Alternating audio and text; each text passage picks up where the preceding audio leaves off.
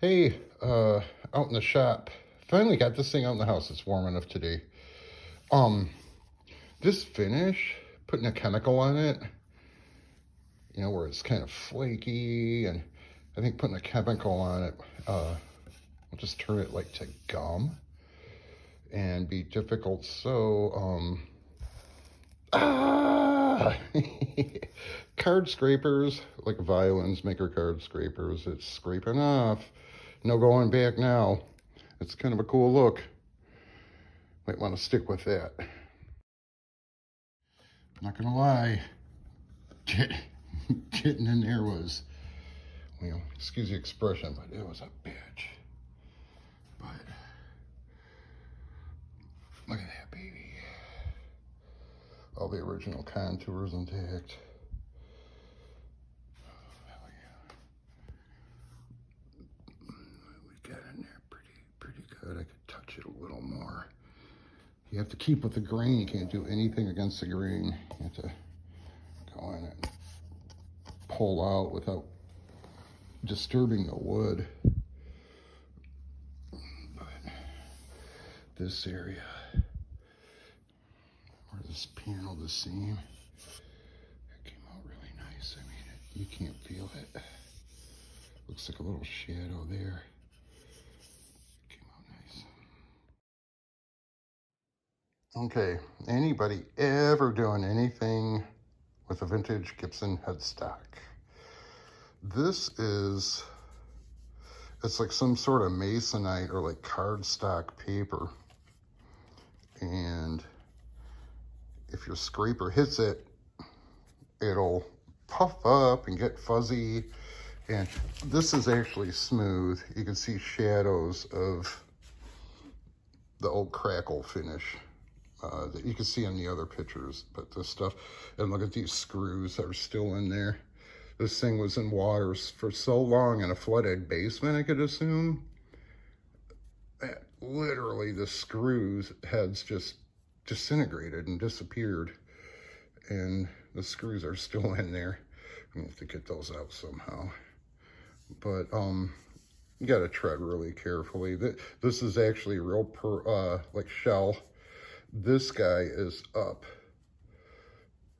quite a bit, especially on this side. It's high, so you can't just go and scrape even. I mean, you have to literally trace around everything. And I'm using like violin makers card scrapers. You don't want to use anything sharp. It'll chatter and leave little marks in the wood or whatever you're scraping. And there's videos on scrapers. I'm not going to get into that, but you put a burr on the edge. This guy's actually dull, this little guy. Use kind of, and you have to keep with the grain.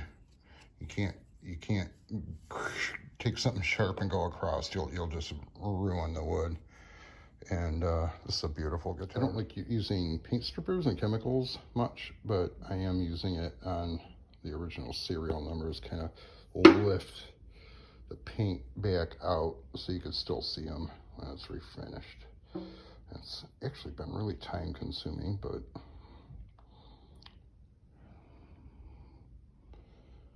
well worth it. And here's another coat.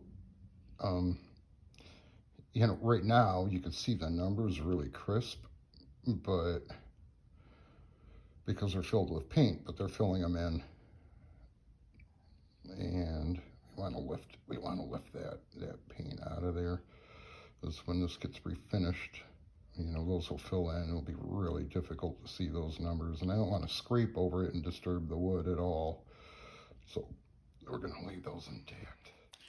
And we're just going to gently, boy, the light's reflecting, it's hard to see. Real gently, we're not scraping.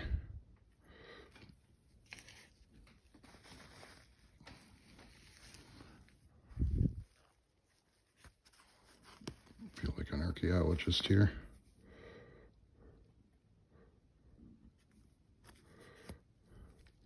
It's a pointy tool, but it isn't sharp.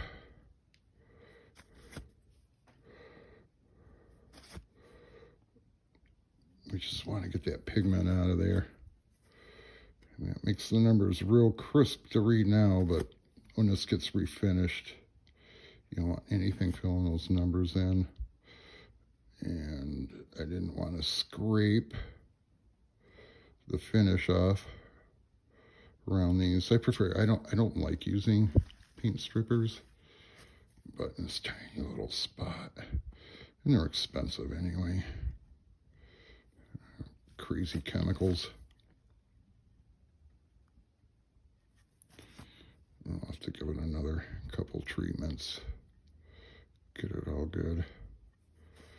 But it's working out really good.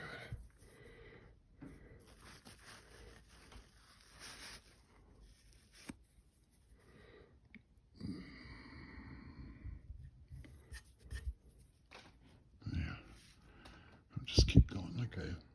So there's still a tiny bit of pigment in there, but look what happens. I go like, see if I could get it the right angle. It has a depth to it. Original stamps, and you know, we're not pushing the wood down deeper. We're just tracing because the stripper, in effect, the wood is wet and poofy. So we're just kind of tracing around like that, and I can't get the lighting, just, there we go. You can see that it isn't just the pigment making it show up. So when we refinish it, well, I mean, they did that back in the 70s, back in Kalamazoo, you know, and I want to keep that.